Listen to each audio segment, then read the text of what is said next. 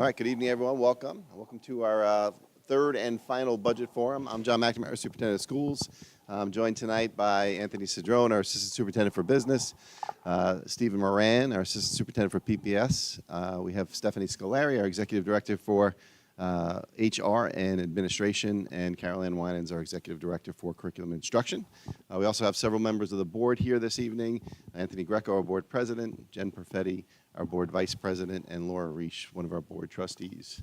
Tonight we're going to focus on personnel. Over the past couple of weeks, we've gone through kind of an overview of the budget.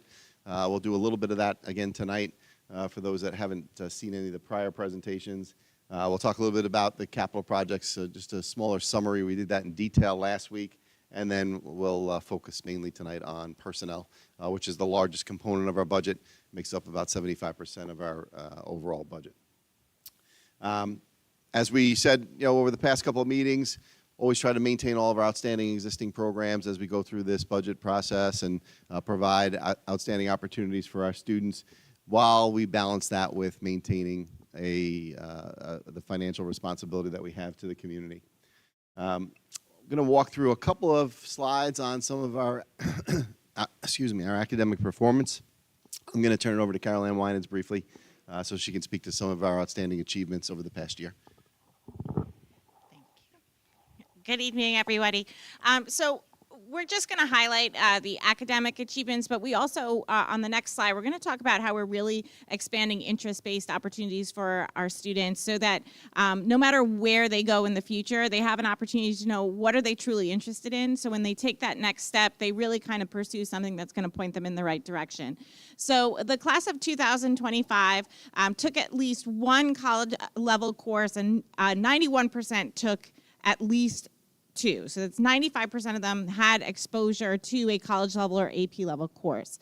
88% of students attend a four-year college. We administered 694 AP exams, and that is across the freshmen all the way up to the seniors, allowing our students to really take the highest level of academic assessment as well as experience. And we had 95% return for a second year of college. So a lot of the times, what you want to ask is, we prepared them for graduation.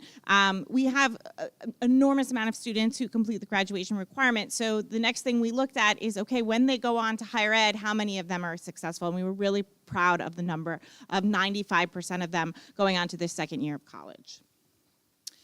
We're really excited about the programs that are included in this budget. So we have the UPK program expansion. We have the adoption of our enhanced literacy program K through 5. The literacy committee worked really hard this year to identify the best program to expand those learning experiences for our little ones. Special education, we're going to continue the expansion of our LEAPS and ACE program. In grades 6 and 7, to meet commissioner regulations, we're going to have family and consumer science classes will include units on financial literacy. We're very excited that the first cohort of our science research program are now in their senior year. So they are going to compete not only locally, but nationally and internationally in the highest level of science research competitions. And then we have the expansion of our very successful broadcasting and theater programs. Thank you. Thanks, Carol Ann. And just, Carolyn mentioned UPK. We're looking to continue to expand that program. You can see where we started. We are just right now in our 5th year of UPK. You can see we're projecting next year to potentially add another section. So we started with 4 sections back in the 21-22 school year. Right now with the allocation within the governor's proposed budget, we have the potential to expand that. We're just waiting on a final budget from Albany. It's due actually on Wednesday, but every indication is that they're not going to meet their deadline again this year for that. Some of the positive news in terms of financial data, one of the things we look at is our overall fiscal stress. This is a score that's given by the comptroller, and we're happy to see that once again we scored a 0, which is the best possible score you can get. This is one place where you want to see a 0. We continue to see that move, stay in the right direction. I'm going to turn it over to Anthony Cedrone. Will walk us through a little bit of some of the challenges this year in putting together the budget. I wish the challenges were only this year, but they've been for quite a while. So when you have a tax cap and it limits your ability to raise tax revenue, and you have all of these other external costs that seem to fluctuate all over the place, absent any control, what do you do? How do you manage all of that? So this slide shows all the district's reserve accounts. It's money set aside for the purpose that's listed, on the slide for repairs or used for repairs, capital improvements, and so on. And the reason that this fits into the zero on the previous slide and good fiscal health and where it fits into the budgeting equation is that gives you flexibility. As expenses, move all around, you potentially could use some reserve money to offset that expense in a particular year in the hopes that some things, what goes up must come back down. But this gives you flexibility to do that. This picture kind of speaks 1,000 words. Everything on the right are expenses that we're experiencing this year, and the dollar amounts are listed there. And they far outweigh, as you can see on the left, the ability to just simply raise taxes to pay for them all, because the tax cap with its formula typically ends up with a number that's far less than all of those things added up. So that's what we try to juggle year after year after year, because as you'll see in the next couple of slides, this is not just a one-year thing.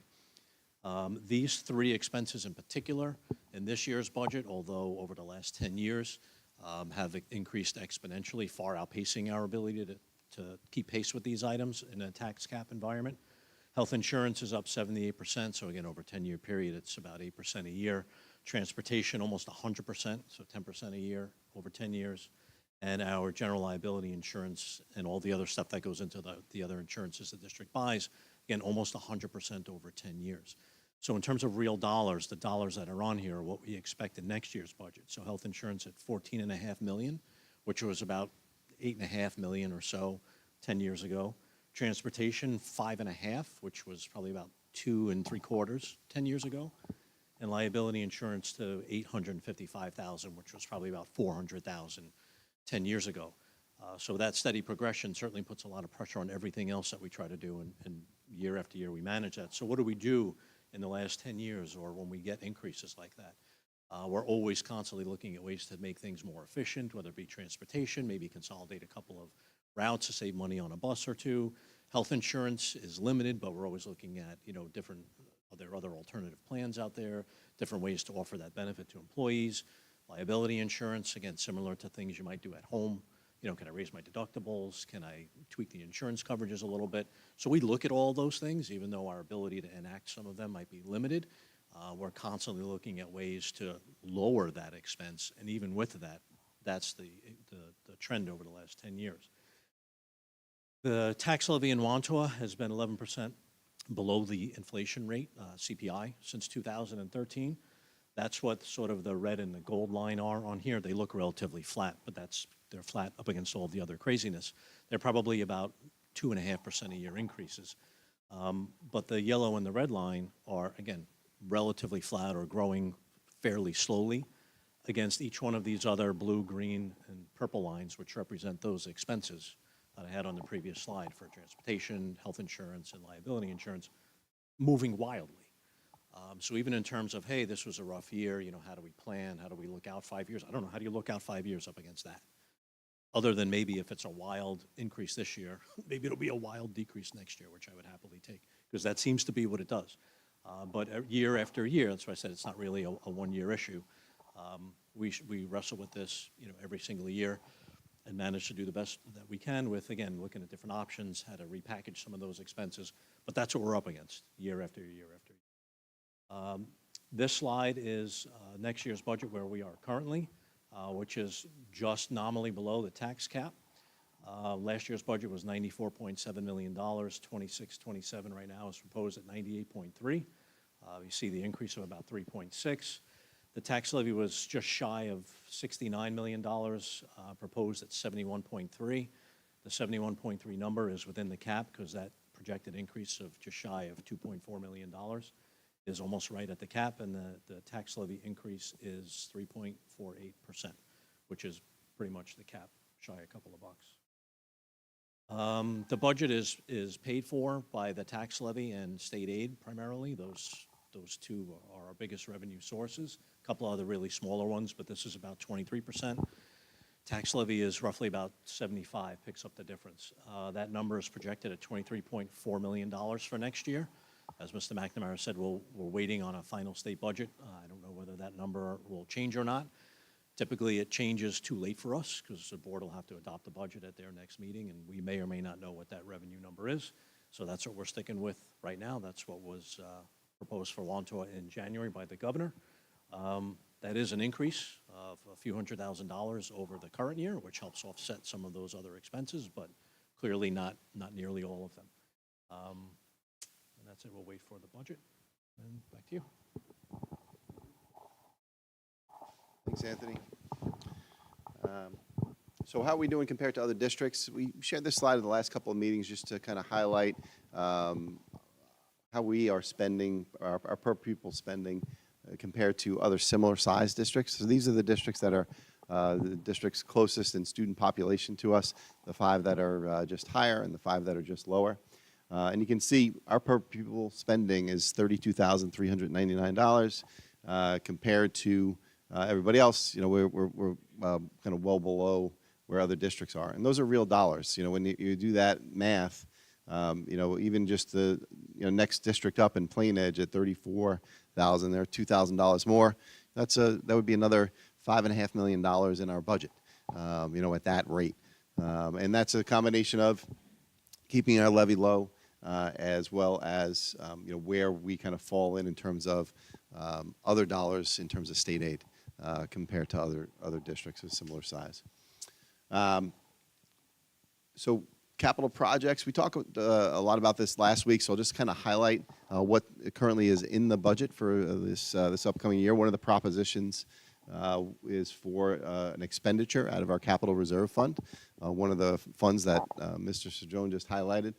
One is some roof work here at the high school. A second project is some HVAC work in the auditorium, also here at the high school, where we have to replace the air conditioning system. It's really in need of that. And then field lights on an athletic field as well. So those are the 3 projects. Those will be the 3 expenditures out of the capital reserve. And then we have some other smaller projects and a transfer to capital right in the budget, which are some parking lot work over at Wantagh, expanding that, and we're also going to do a security vestibule there. Some classroom renovation at one space at Wantagh, one classroom space at the middle school, some flooring, and then some of our annual work that we do on the gym floors, recoating those, as well as a new lift for our auto shop here at the high school as well. And then we know there's other larger projects as we're kind of coming to the end of our bond work from 2022. We'll be wrapping most of that up this summer. We're going to have, starting next month, a capital improvements committee that'll be meeting to address some of these other areas that we did not get to address in the last bond, which was really that second referendum. Taking a look at our athletic fields, our district auditorium, playgrounds at the elementary schools, some additional roof work, and a number of other projects across the district. But that's going to be the work the Capital Improvements Committee will do to make some recommendations to the board. Also, one of the other pieces on the ballot for May 19th is the sale of the Beach Street property. Beach Street was been on the market for the past year. We had leased this property for a long time to a nursery school. It's really not a useful building to the district, so ultimately made the decision to put it on the market. We found a buyer that's a builder that wants to build 2 homes on that property. The purchase price is $1,075,000, and the proceeds from that sale would go into our capital reserve fund to do additional capital projects. So the next step is the voters would need to approve that sale. That will take place on May 19th. All right, we're going to go through some staffing. As I mentioned earlier, this is the largest portion of our budget. 75% of our budget is people, and the costs associated with that, in terms of salaries and benefits. So I'm going to turn it over to Dr. Scolari, and she'll walk us through an overview on the staffing. Thank you. Good evening, everyone. So this is what Mr. McNamara just said, that we are responsible for 75% of the operating budget for salaries and benefits. This is just a nice little graphic to just say over the past, I would say 8 years, you can see enrollment in the Wantagh Union Free School District has remained steady. We had a little uptick in 16, 17, 17, 18, and then since 18, 19, it's been steady all along. This is the chart for the elementary class sizes. Last year, the board made it a goal to reduce the class sizes in the elementary school. We're still doing that this year. However, due to enrollment numbers, we're able to reduce 4 sections going into the 26-27 school year. But as you can see, the class sizes are still very small. In terms of instructional staff, so for the past 10 years, we're down 1 in the past 10 years, but if you look from the last year, we're down 5 positions. Yeah, sorry, it's a long day. And for the past 10 years, we're down 45 students total. So overall, the staffing's maintained during this period, reduction of class size, but we did add many, many programs within the 10 years. We've mentioned some of them already, like the LEAPS and ACE program, some of the other special education program, the development of elementary STEAM, the mental health guidance programs in the elementary school, the science research program, and additional E&L services for students. So we maintained, even reduced some FTEs while adding a lot of programs enhancing opportunities for our students. In terms of administrative staff, it's been pretty steady since 22-23, and we're down to from the 2019 and 2020 school year. We're really happy that this year we were able to add a position as the Director of Safety and Security. So this position is to further enhance our district security program, and the Director of Safety oversees all aspects of the district security team. Now we're going to go through each school and the FTEs for each school. As you can see from Mandalay, the numbers for this school year to next school year are pretty consistent, minus the 1 section of elementary K-5.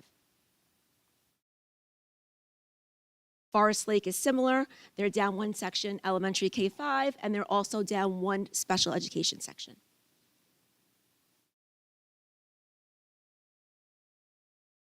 For Wantagh Elementary School, they're actually down 2 sections K-5, with all the rest remaining the same.